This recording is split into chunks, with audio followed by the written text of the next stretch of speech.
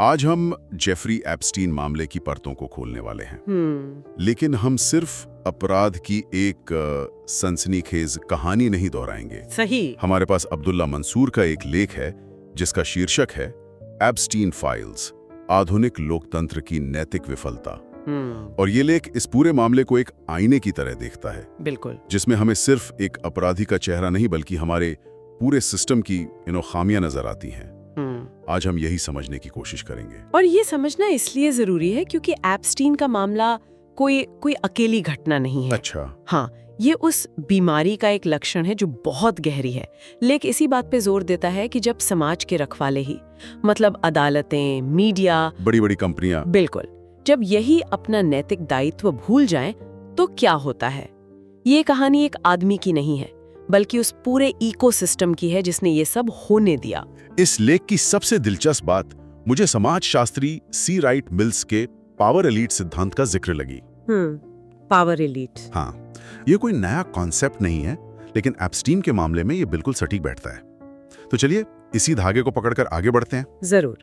ये power elite हैं क्या और एप्स्टीन इस तस्वीर में कहां फिट होता है? तो देखिए, पावर एलीट का फंडा ये है कि असली शक्ति, मतलब रियल पावर, वो लोकतांत्रिक रूप से चुनी हुई सरकारों या आम जनता के पास नहीं होती। ओके। ये असल में राजनीति, बड़े कॉरपोरेशंस और सेना के टॉप पर बैठे कुछ गिने चुने लोगों के एक छोटे से आपस में जुड़े हुए समूह के पास होती है। तो ये लोग एक दूसरे को जानते हैं, साथ में काम करते हैं? हाँ, एक दूसरे को जानते हैं, एक दूसरे के साथ बिजनेस करते हैं और मिलकर ऐसे फैसले लेते हैं जिनसे उनके अपने फायदे होते हैं, चाहे उससे आम जनता का नुकसान ही क्यों ना हो। ठीक है, पावर एलीट का सिद्धांत समझ में आता है, लेकिन क्या ये थोड़ा सा कॉन्स्पिरेसी थियरी जैसा नहीं लगता?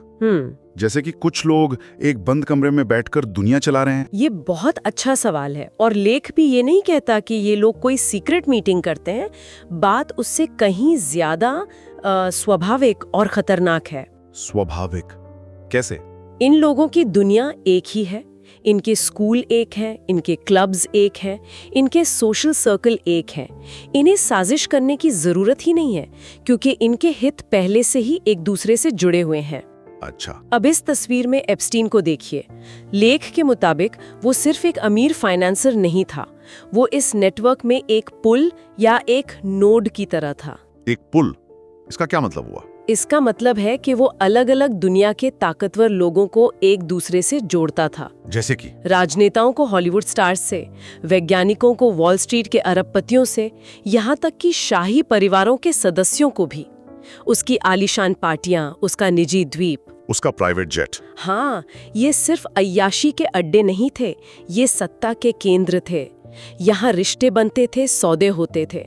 उसकी असली ताकत उसका पैसा नहीं था बल्कि उसके कॉन्टैक्ट्स थे।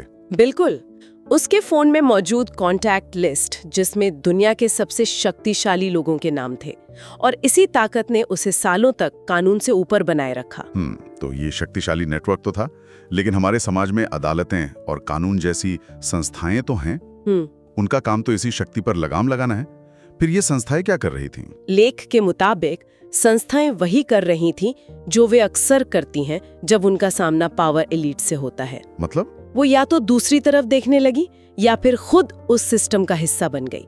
इसका सबसे शर्मनाक उदाहरण 2008 का वो मामला है जब उस पर पहली बार गंभीर आरोप लगे थे। हाँ, सबूत थे, पीड़ित थी, फिर भी नतीजा क्या निकला? उसे एक बहुत ही अजीब सी स्वीट हार्ट डील मिली थी, है ना? स्वीट हार्ट डील कहना भी शायद कम होगा, वो तो न्याय का मजाक उड़ाने जैसा था।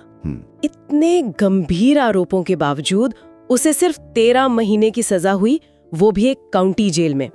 और उस सजा में भी उसे हफ्ते में 6 दिन रोज 12 घंटे के लिए जेल से बाहर अपने ऑफिस जाने की इजाजत थी। ये तो अविश्वसनीय है। लेख इसे उस पल के रूप में देखता है जब ये पूरी तरह साफ हो गया कि अमेरिका में न्याय के 2 अलग-अलग सिस्टम काम करते हैं, एक आम लोगों के लिए और दूसरा उन लोगों के लिए जिनकी पहुंच सत्ता के शिखर तक है। ये बात वाकई डरावनी है। मतलब कानून की किताब में 2 अलग-अलग अध्याय हैं और ये सब जानते हुए भी दशकों तक ये सब चलता रहा। यहाँ पर मीडिया की भूमिका पर भी सवाल उठता है। इतनी बड़ी कहानी इतनी लंबे समय तक दबी कैसे रही? लेख मीडिया को इस विफलता का एक बड़ा हिस्सेदार मानता है। ओके। इसमें 2 बातें हैं। पहली, एप्स्टीन का सीधा प्रभाव, वो मीडिया घरानों में इन्वेस्ट करता था, पत्रकारों से दोस्ती रखता था और जो खिलाफ लिखते थे उन पर दबाव डालता था। सही, लेकिन दूसरी और ज्यादा गहरी वजह है जिसे एक्सेस जर्नलिज्म कहते हैं। एक्सेस बनाए रखने की मजबूरी। बिल्कुल, अगर आप एप्स्टीन जैसे किसी व्यक्ति पर सख्ती से रिपोर्टिंग करते हैं तो सिर्फ वही नहीं बल्कि उस नेटवर्क से जुड़ा हर शक्तिशाली व्यक्ति आपके लिए अपने दरवाजे बंद कर देगा, आपकी पहुंच खत्म हो जाएगी। और कई बड़े मीडिया संस्थानों के लिए सत्ता के गलियारों तक पहुंच बनाए रखना सच बताने से ज्यादा जरूरी हो जाता है। एग्जैक्टली, इसलिए सालों तक ये कहानी मेन स्ट्रीम मीडिया से लगभग गायब रही। कुछ साहसी पत्रकारों ने कोशिश की लेकिन उनकी आवाज दबा दी गई। लेकिन फिर 2019 में चीजें बदल गईं। बदल गई। वो दोबारा गिरफ्तार हुआ और इस बार कहानी को दबाया नहीं जा सका।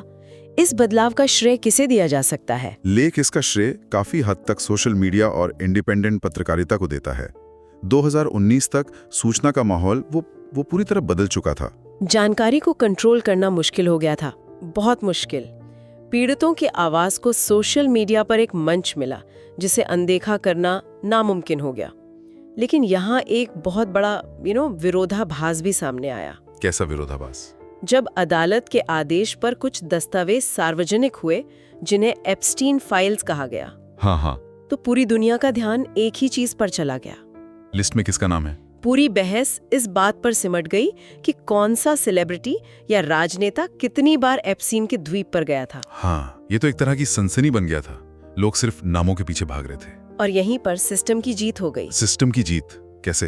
क्योंकि सिस्टम की गहरी खामियों पर बहस करने की बजाय पूरी बातचीत एक सेलिब्रिटी गॉसिप कॉलम में बदल गई।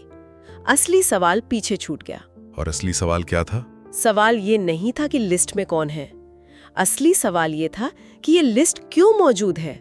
वो कौन सा सिस्टम है जो दशकों तक एक आदमी को इतने घिनौने अपराध करने की इजाजत देता है? कि विफलता नहीं है, ये तो और भी गहरा है। लेख में बैंकों और विश्वविद्यालयों का भी जिक्र है। उनकी क्या भूमिका थी? उनकी भूमिका उस नींव को बनाने की थी जिस पर एप्स्टीन का साम्राज्य खड़ा था। लेख बताता है कि कैसे जेपी मॉर्गन और ड्यूच बैंक जैसे दुनिया के सबसे बड़े बैंकों ने उसके संदिग्ध लेन देन को सालों तक जारी रखा, चेतावनियों को नजरअंदाज किया। हाँ, क्यों? क्योंकि वो एक बड़ा क्लाइंट था।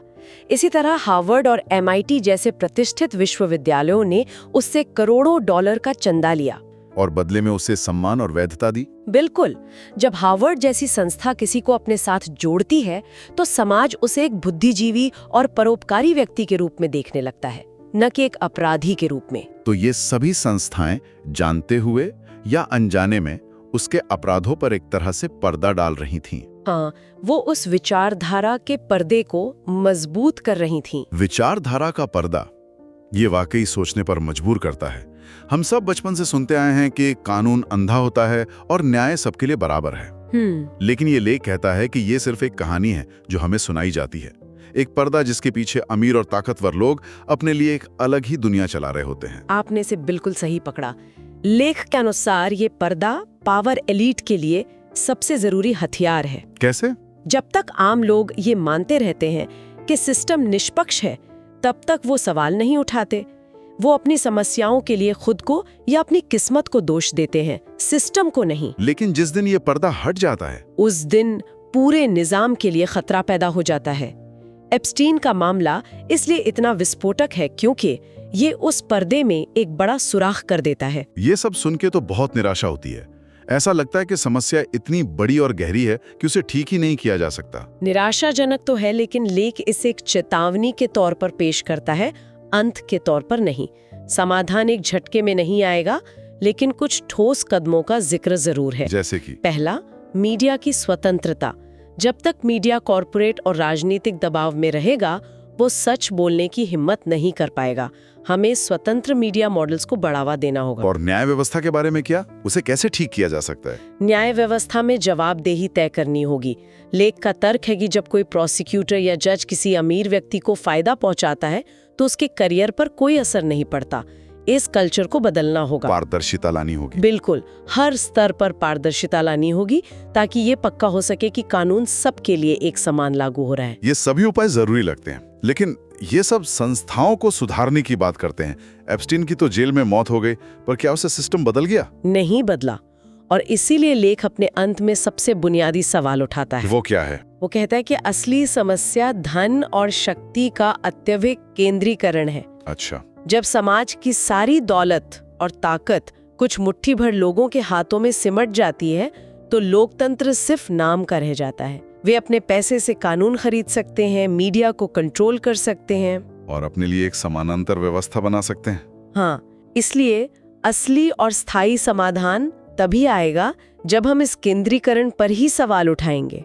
जब तक दौलत और ताकत का बंटवारा ज्यादा बराबरी से नहीं होगा, तब तक नए एप्स्टीन पैदा होते रहेंगे। तो आज की इस चर्चा से ये बिल्कुल साफ है कि जेफरी एप्स्टीन का मामला सिर्फ एक व्यक्ति के भयानक अपराधों की कहानी नहीं है। बिल्कुल नहीं। ये हमारे समय की एक बड़ी नैतिक विफलता का प्रतीक है। ये दिखाता है कि कैसे सत्ता, पैसा और प्रभाव का गठजोड़ न्याय, सच्चाई और इंसानियत को रौंद सकता है। एप्स्टीन बीमारी नहीं, बल्कि उस बीमारी का एक बहुत ही घिनौना लक्षण था। और ये हमारे लिए एक विचार छोड़ जाता है। लेख इस बात पर जोर देता है कि बराबरी और इंसाफ की बातें अक्सर एक पर्दे की तरह काम करती हैं, ताकि हम व्यवस्था पर सवाल ना उठाएं। तो सोचने वाली बात यह है कि सब ठीक है और सिस्टम काम कर रहा है का यह पर्दा हमारे आसपास और कहां-कहां मौजूद है। किन सच्चाइयों को देखने से हम सिर्फ इसलिए चूक रहे हैं क्योंकि हमें यकीन दिलाया गया है कि पर्दा ही असली तस्वीर है।